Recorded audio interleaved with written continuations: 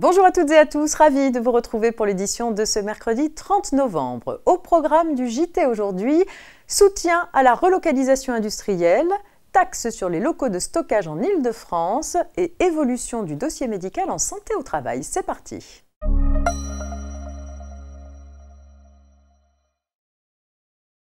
Jouets, horlogerie, vélo, textile et chaussures, ce sont 5 filières qui ont bénéficié d'un soutien de l'État pour relocaliser leur production en France. Alors que le label Fabriqué en France fête son premier anniversaire, le gouvernement présente 3 nouveaux dispositifs de soutien aux projets de relocalisation industrielle. Il s'agit d'abord de missions de conseil destinées à accompagner les entreprises pour faciliter leur relocalisation. Les territoires pourront également être épaulés dans leur stratégie de relocalisation industrielle grâce à des études réalisées par la Banque des territoires. Dans chaque région, enfin, seront mis en place par les chambres de commerce et d'industrie des accélérateurs dédiés à l'accompagnement des projets de relocalisation et de réindustrialisation des PME.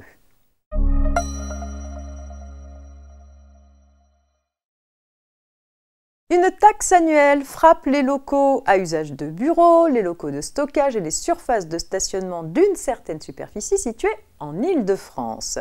À l'occasion d'un contrôle, une société exerçant une activité de location de box de stockage en libre service subit un supplément d'imposition en lien avec la surface taxable retenue pour le calcul de la taxe. L'entreprise n'a pas pris en compte les espaces de circulation intérieure situés entre les box, estimant qu'il s'agit de parties communes. Le vérificateur est en désaccord sur ce point. Pour ce dernier, ces espaces de circulation constituent l'aménagement intérieur des locaux de stockage dont l'entreprise est propriétaire. Ils ne peuvent pas être considérés comme des parties communes et sont donc soumis à la taxe.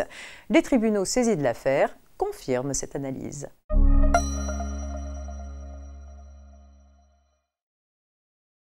Un décret publié au Journal officiel modernise le dossier médical en santé au travail. Il précise ses modalités de constitution, d'accès, de partage et de conservation.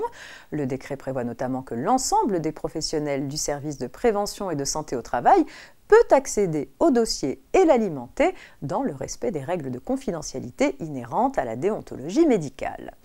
Le dossier médical peut également être alimenté et consulté par certains non-professionnels de santé du service de prévention et de santé au travail. Le salarié dispose néanmoins du droit de refuser l'accès à son dossier médical en santé au travail.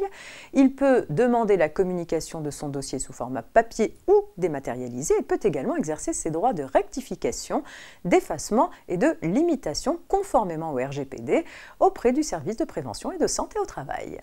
C'est la fin de cette édition, je vous souhaite une très agréable journée et à demain pour la suite de l'actualité juridique.